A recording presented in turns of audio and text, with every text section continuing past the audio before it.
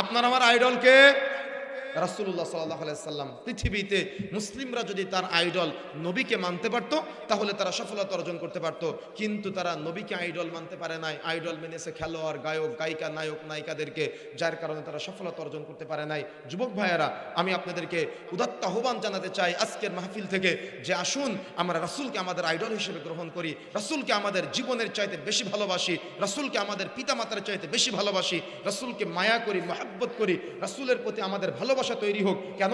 কবরে আপনাকে প্রশ্ন করা হবে মা নাবিয়ুকা, তোমার নবীকে, যেমন আপনাকে প্রশ্ন করা হবে মা রব্বুকা, তোমার রবকে, প্রশ্ন করা হবে মা নাবিয়ুকা, তোমার নবীকে, এবং প্রশ্ন করা হবে মা দীনুকা, তোমার দিন কি।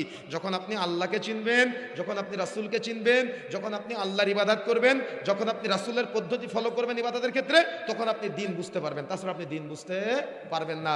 এটা যদি আপনি বুঝতে না পারেন তাহলে দিন প্রতিষ্ঠা করবেন কিভাবে? কি দিন প্রতিষ্ঠা স্লোগান দেন না? আপনি আল্লাহকেই চিনেন না, আপনি রাসূলকেই চিনেন না। এতক্ষণ কথা বলেছি কেন এবার বুঝেন। আপনি আল্লাহকেই চিনেন না, রাসূলকেই চিনেন না। আল্লাহকে যে চিনে না, রাসূলকে যে চিনে না, সে দিন কিসের দিন প্রতিষ্ঠা করবে? তাহলে আপনার পরিবারে দিন প্রতিষ্ঠা করবেন, কাকে চিনতে হবে? আল্লাহকে চিনতে হবে। ভালোবাসতে হবে কাকে?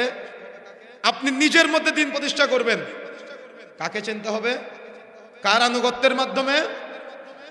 কিন্তু আপনি আল্লাহকেই চিনেন না, রাসূলের আনুগত্যই করেন না। এই 3.5 হাত বডির মধ্যে কি দিন প্রতিষ্ঠা হবে?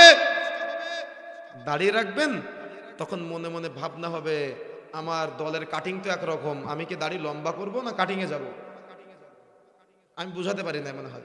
কথা আপনাকে বুঝতে হবে, খুব তীক্ষ্ণ ব্রেন দিয়ে বুঝতে হবে আমার কথাগুলা, আবেগ দিয়ে কথা বলবেন না।